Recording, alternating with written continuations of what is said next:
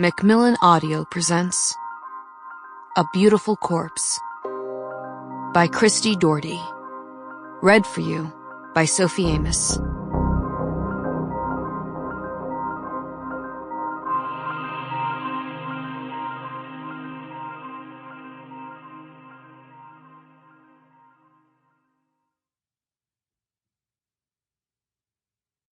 Chapter 1. 8-ball in the corner pocket. Leaning over the edge of the pool table, Harper McClain stared across the long expanse of empty green felt. The cue in her hands was smooth and cool. She had had 4 of Bonnie's super-strength margaritas tonight, but her grip was steady. There was a delicate transient point somewhere between too much alcohol and too little, where her pool skills absolutely peaked. This was it. Exhaling slowly, she took the shot. The cue ball flew straight and true, slamming into the 8, sending it rolling to the pocket. There was never any question. It hit the polished wood edge of the table only lightly and dropped like a stone. Yes! Harper raised her fist. 3 in a row. But the cue ball was still rolling. Lowering her hand, Harper leaned against the table. No, no, no, she pleaded. As she watched in dismay, the scuffed white cue ball headed after the 8 like a faithful hound. Come on, cue ball, Bonnie cajoled from the other side of the table. Mama needs a new pair of shoes. Reaching the pocket lip, the ball trembled for an instant as if making up its mind, and then, with a decisive clunk, disappeared into the table's insides, taking the game with it. At last, Bonnie raised her cue above her head. Victory is mine. Harper glared. Have you been waiting all night to say that?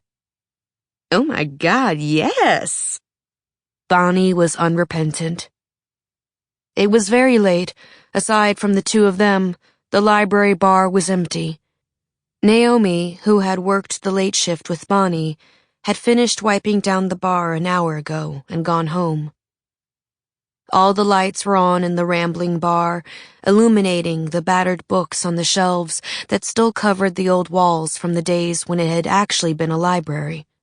It could easily hold 60 people, but with just the 2 of them, the place was comfortable, even cozy in its way, with Tom Waits growling from the jukebox about love gone wrong. Despite the hour, Harper was in no hurry to leave. It wasn't far to walk, but all she had at home was a cat, a bottle of whiskey, and a lot of bad memories. And she had spent enough time with them lately. Rematch? She glanced at Bonnie hopefully. Winner takes all?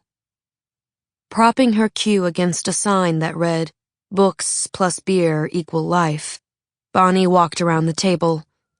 The blue streaks in her long blonde hair caught the light when she held out her hand.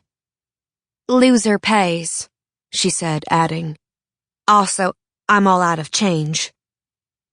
I thought bartenders always had change, Harper complained, pulling the last coins from her pocket.